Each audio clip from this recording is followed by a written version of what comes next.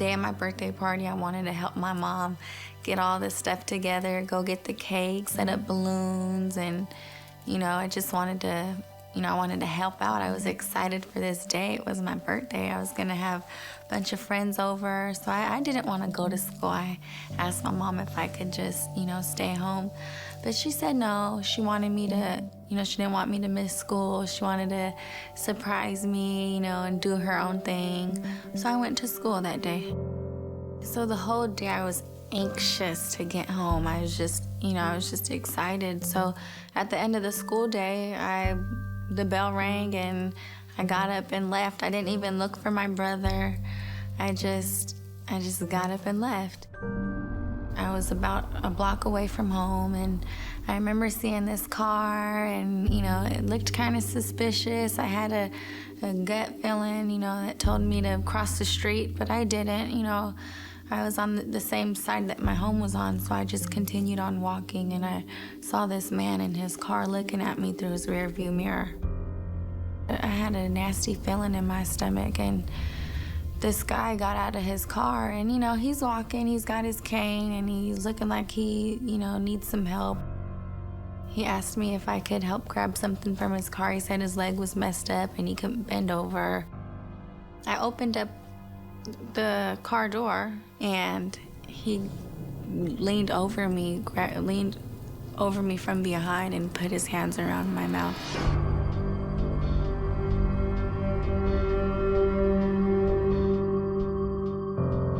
He asked me to change into some clothes, and the clothes that he had were another young girl's clothes, but they weren't new, they were used. He grabbed a chain from his trunk, and he wrapped it around my ankle, and he went and got a lock, and he locked my ankle up, and, he tied it up to the Gearshift. I said, well, maybe if he lets me go to the bathroom, I can get away now, or, I can, just leave, or maybe somebody will see me or help me. So I asked him if I could go to the restroom, and he said, no, you can't get out of the car. So he hands me a cup.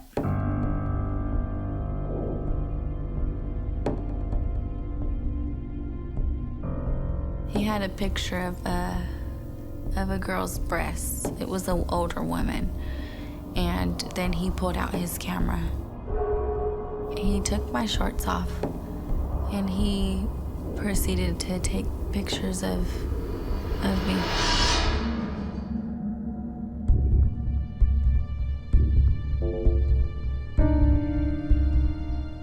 The second night, we stayed in the parking lot of the industrial area. Nobody was around, and I remember him getting out of the car, and he asked me to move over into the driver's seat, and he pulled his pants down.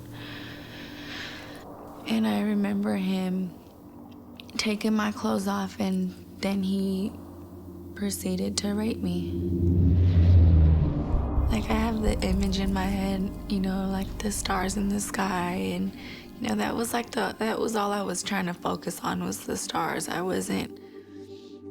didn't want to look at him. I didn't want to talk to him.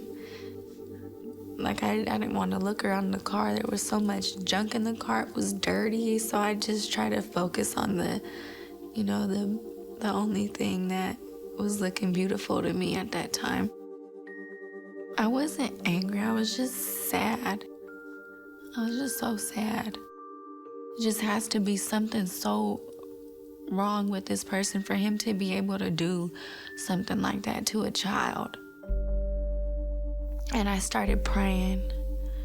And I was just praying for God to, to forgive me for being a bad little girl and always, bugging my sister and, not listening to my mom and dad. And, I just, wanted him to let my family know that I loved them.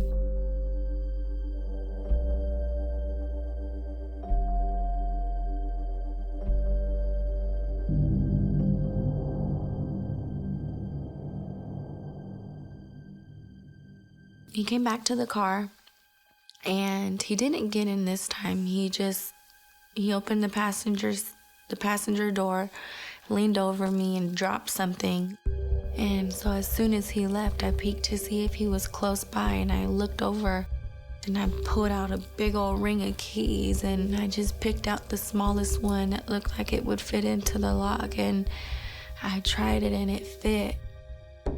And I opened the lock, took the chain off of my leg. I rolled the window down and hopped out of the window. And then I see him, and he's yelling for me to come back. And he's like, come back, hey, you come back here. And I look back at him and I'm like, no, I'm not coming back. I walk towards the street. I'm looking at all the cars go by. I'm trying to wave them down, trying to get someone's attention. And, nobody was stopping. And then I see this big old truck coming by, and I ran in front of his truck in the middle of the street, so he had to stop for me. And at that time, I see the guy coming out yelling at me, come back here, hey, you come back here. And I'm like, no, I'm not coming back. I'm free. I wasn't in his hands anymore. The truck driver had his window open, so I just jumped. I jumped through his window, jumped over his lap, and got into his passenger seat. And that's when he got on his CB radio and took the license plate number down.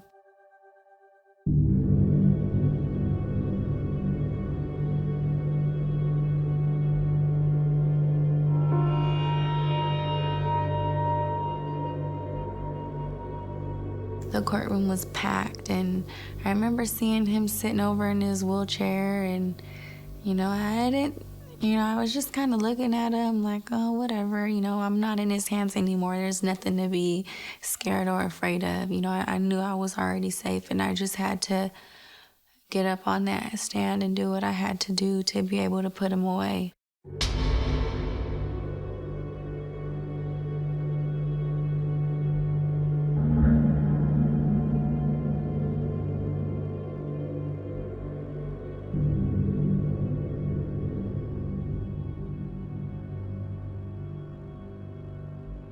I wasn't too happy when I found out he died. I wanted him to live and suffer in prison.